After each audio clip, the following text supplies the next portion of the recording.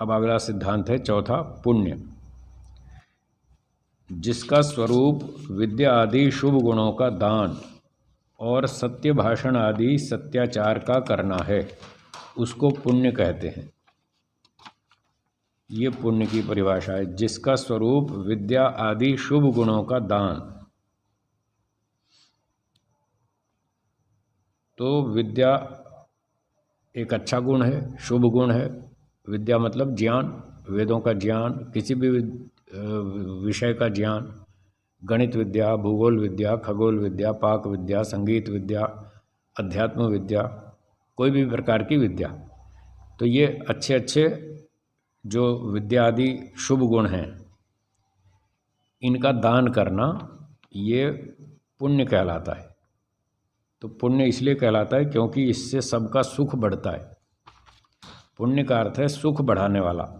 जिस काम के करने से सुख बढ़े, अपना भी और दूसरों का भी, सबका सुख बढ़े, वो पुण्य। ठीक है। तो विद्या दान करने से अपना भी सुख बढ़ता है और दूसरे का भी बढ़ता है, दोनों का बढ़ता है। धन का दान करें, भूमि का दान करें, अन्न का दान करें, ये सारे दान करने से सबका सुख बढ़ता है। इसलिए जो सुख बढ़ाने वाली क्रिया है उसका नाम है पुण्य। और सत्य भाषण आदि सत्याचार का करना है। तो ये सत्य भाषण, सत्य बोलना आदि में और बहुत सारे काम हैं, जो यम हैं, सारे नियम हैं, ये जो अच्छे अच्छे काम हैं जिससे हमारा भी सुख बढ़ता है, दूसरों का भी सुख बढ़ता है। सत्य बोलने से सबका सुख बढ़ता है, इसलिए सत्य बोलना पुण्य है। सेवा करना, इससे सुख मिलता है सबको, वो पुण्य है।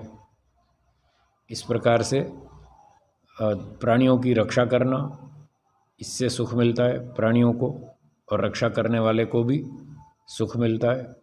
तो इस प्रकार से यज्ञ करना, ईश्वर उपासना करना, जितने भी अच्छे अच्छे काम हैं, जिन कर्मों के करने से हमारा और दूसरों का सुख बढ़ता है, वो सब के सब पुण्य कहलाते हैं। तो ये इसके उदाहरण हो गए। ठीक है।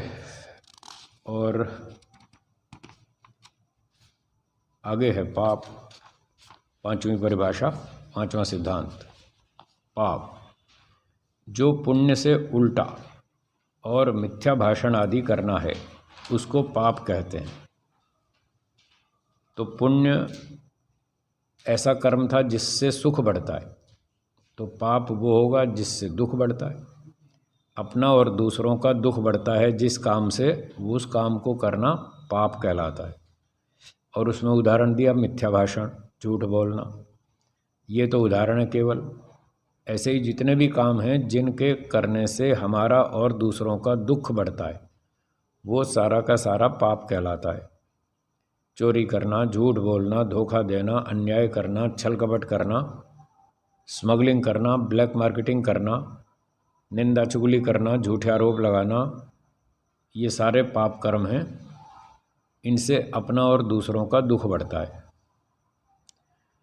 अब कभी कभी लोगों को ये भ्रांति हो जाती है कि साहब ये आदमी सच बोलता है, लोग इससे नाराज़ हो जाते हैं।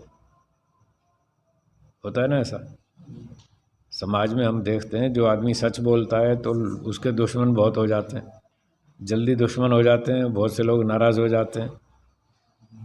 तो फिर लोग कहते हैं जी यहाँ तो सच बोलने से तो हानि हो रही है, यहाँ सुख कहाँ बढ़ रहा है, यहाँ तो दुख बढ़ रहा है, सच बोलने वाले का तो दुख बढ़ रहा है। तो फिर इसको पुण्य कैसे माने, सत्य भाषण को? इसका उत्तर है कि ये ठीक है कि कभी कभी सत्य बोलने से तात्कालिक रूप से दुख बढ़ता है। सत्यवादी का दुख बढ़ जाता है, उसकी समस्याएं बढ़ जाती हैं, उसको सहयोग कम मिलता है, लोग नाराज़ हो जाते हैं, क्योंकि उसके सत्य बोलने से दूसरों के स्वार्थ पे चोट पड़ती है, उनका स्वार्थ नुकसान होता है, इसलिए वो लोग नाराज़ हो जाते हैं। और नाराज़ हो जाते हैं तो फिर उसको परेशान करते हैं, दुख देते हैं। तो लोग इस तात्कालिक घटना से घबरा जाते हैं और बात को पूरी गहराई से समझते नहीं।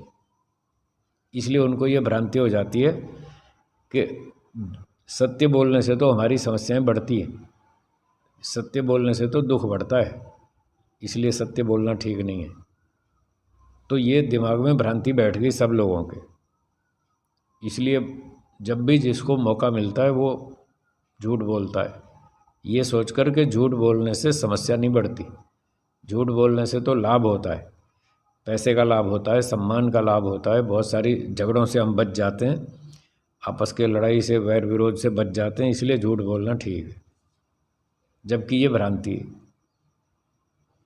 झूठ बोलने से समस्याएं और बढ़ती हैं, तात्कालिक नहीं बढ़ती, आगे चल के बढ़ती। जैसे सत्य बोलने से तात्कालिक रूप से तो थोड़ी समस्या बढ़ी, लेकिन आगे चल करके उसका लाभ फिर समझ में आएगा कुछ समय के बाद कि सत्य बोलने से कितना लाभ हुआ। तो जैसे सत्य बोलने से तात्कालिक रूप से समस्या बढ़ती है, ऐसे ही झूठ बोलने से तात्कालिक रूप से समस्या नहीं बढ़ती।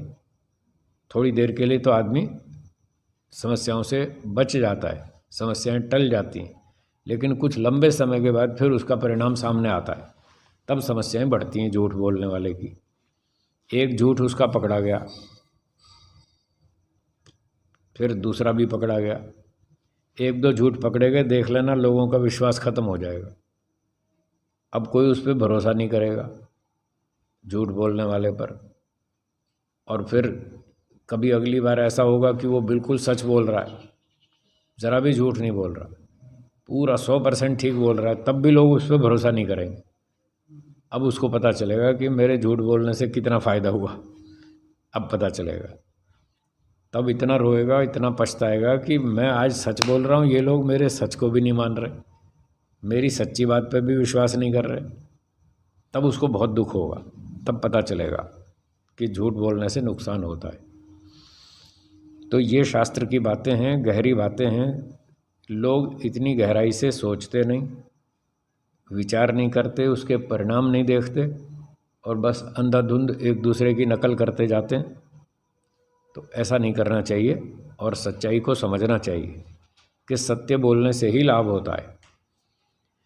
जो व्यक्ति हमेशा सत्य बोलता है तो धीरे धीरे समाज में उसकी प्रतिष्ठा वैसी बन जाती है, लोग उसको वैसा ही पहचानते हैं, भाई ये झूठ नहीं बोलेगा, ये सत्यवादी है, हमने कई बार इसका परीक्षण कर लिया, तो लोग उस पर भरोसा करते हैं, विश्वास करते हैं कि ये ठीक बोलेगा।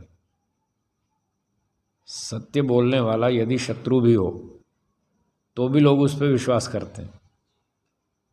व्यवहार भानु में भी लिखी है ये बात महर्षि दयानंद जी ने, कि जो सत्यवादी होता है उसका विश्वास और मान्य शत्रु भी करते हैं, और जो झूठ बोलता है, मिथ्यावादी होता है, उसका विश्वास और मान्य उसके मित्र भी नहीं करते। ये इतना नुकसान होता है झूठ बोलने से, लोग समझते नहीं। तो झूठ बोलना पाप है, भले ही उससे तात्कालिक रूप से समस्या टल गई, पर थोड़े समय के बाद फिर बड़ी बड़ी समस्याएं आएंगी।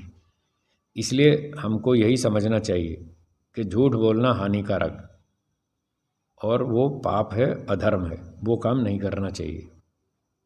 सत्य बोलना ही ठीक है। जो व्यक्ति सत्य बोल रहा है, वर्तमान में उसकी थोड़ी सी समस्या बढ़ रही है, कोई बात नहीं, इतना वो धैर्य रखे, सहन करे, तो कुछ समय के बाद उसका लाभ उसको मिलेगा।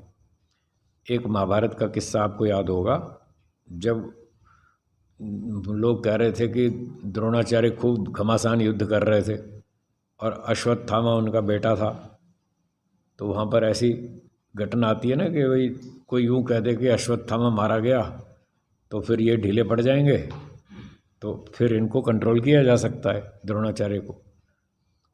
तो ऐसी योजना बनाकर लोगों ने बोलना शुरू किया, ये बोलना शुरू किया कि अश्वत्थामा मारा गया, अश्वत्थामा मारा गया। द्रोणाचार्य जी ने सुना कि अश्वत्थामा मारा गया, फिर देखा कौन बोल रहा है, ये तो आलू चालू आदमी, झूठ बोलते, मैं नहीं मानता। तो उनको कहा कि ये कह तो रहे हैं अश्वत्थामा मारा गया, बोले ये सब नालायक झूठ बोलते हैं, मैं नहीं मानता। हाँ, युधिष्ठिर अगर ये बात कह दे तो मैं मान सकता हूँ, वो सत्यवादी है, वो झूठ नहीं बोलता। अब जबकि युधिष्ठिर उसका दुश्मन है, शत्रु पक्ष में, तो ये सत्य बोलने का लाभ देख लो कि सत्यवादी अगर शत्रु में भी पक्ष में भी हो तो भी लोग उस पर भरोसा करते हैं कि अगर युधिष्ठिर कह दे कि अश्वत्थामा मारा गया तो मैं मान सकता हूँ। देखो सत्य का कितना लाभ है, ऐसे समझना चाहिए। तो फिर आगे लंबी कहानी है, वो सब आप जानते ही हैं, इसलिए लंबी नहीं दोहराता मैं। भाव इतना ही है कि सत्य बोलना ही लाभकारी है, भले उसका लाभ थोड़ी देर में दिखाई दे। इसलिए सत्य बोलना पुण्य है और झूठ बोलना पाप है। ऐसे ही सारे बुरे काम जितने भी हैं उनसे जो जो हानियाँ होती हैं, चोरी करने से, छल कपट करने से, धोखा देने से, अन्याय करने से और व्यक्ति को मूर्ख बनाने से, इधर उधर बहकाने से, ये सारे दुखदायक कर्म हैं। इनसे अपना और दूसरों का नुकसान होता है, हानि होती है, इसलिए ये सब पाप है, ये नहीं करना चाहिए। एक बात यहाँ और समझने की है, प्रायः मोटे तौर पर लोग पाप और अधर्म को समानार्थक मानते हैं, ऐसे ही पुण्य और धर्म को भी समानार्थक मानते हैं। तो हमने इस पर और गहरा विचार किया, हमें थोड़ा सा अंतर भी दिखाई दिया। धर्म और पुण्य इसमें थोड़ा अंतर दिखाई दिया। पाप और अधर्म तो ठीक है, वो तो समानार्थक है, लेकिन पुण्य और धर्म में थोड़ा अंतर है। वो ये है,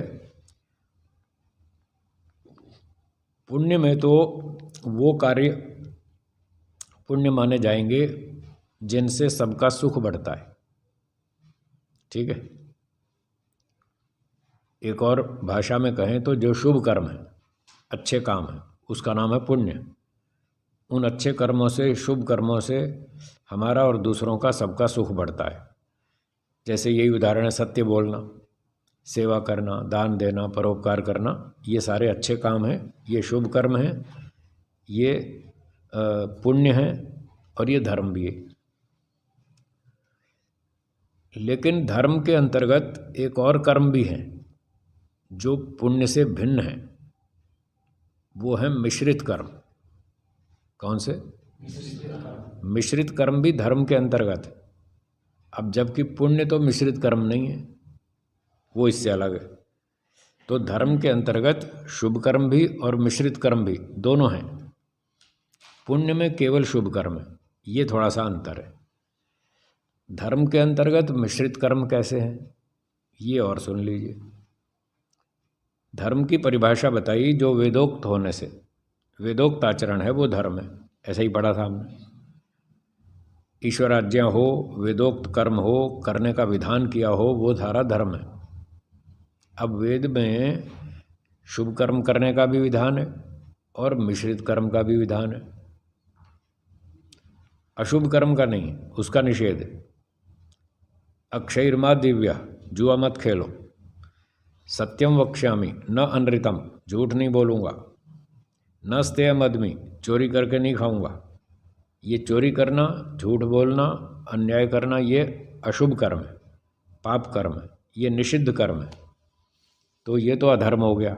लेकिन जो विहित कर्म है उसमें दान देना, यज्ञ करना, ईश्वर उपासना करना, प्राणियों की रक्षा करना, ये सारे अच्छे काम हैं।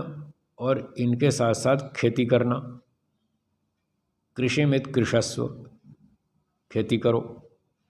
अब खेती करना मिश्रित कर्म है, पर उसका विधान है वेद में, इसलिए ये धर्म कहलाएगा, पुण्य नहीं कहलाएगा, लेकिन धर्म कहलाएगा। इसलिए धर्म के अंतर्गत दो प्रकार के कर्म हुए, शुभ कर्म और मिश्रित कर्म। ठीक हो गया। और अधर्म तो पाप कर्म हो गए। तो तीन तरह के कर्म हो गए, शुभ, अशुभ, मिश्रित। शुभ और मिश्रित ये दो तो आ गए धर्म के अंतर्गत, और जो पाप थे, अशुभ कर्म थे, वो अधर्म के अंतर्गत आ गए। तीन तरह के कर्म। अब इन्हीं तीन में से एक चौथा बन जाएगा। जो शुभ कर्मों में से निष्काम कर्म कर देंगे तो वो चौथा हो गया, और अगर सकाम करेंगे तो ये तीन रहे। इसलिए तीन प्रकार के ये सकाम कर्म शास्त्रों में, वेदों में भी और दर्शनों में भी बताए गए।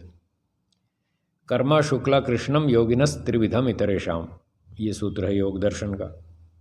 योगियों के कर्म कैसे होते हैं? निष्काम कर्म होते हैं। अशुक्ल अकृष्ण, उसमें पाप भी नहीं और सकाम पुण्यता भी नहीं, सकाम भावना से वो नहीं करते, वो निष्काम भाव से करते हैं, वो अलग कर्म होते हैं योगियों के। और इधरे शाम सांसारिक लोगों के 3 प्रकार के कर्म होते हैं, शुभ, अशुभ और मिश्रित। इनमें से 2 तो धर्म कहलाते हैं, शुभ और मिश्रित कर्म, और 1 अधर्म कहलाते हैं, पाप कर्म। ये भी यहाँ पर ध्यान देने की बात है, पुण्य और धर्म में थोड़ा सा अंतर है। तो ये पाप की बात हो गई।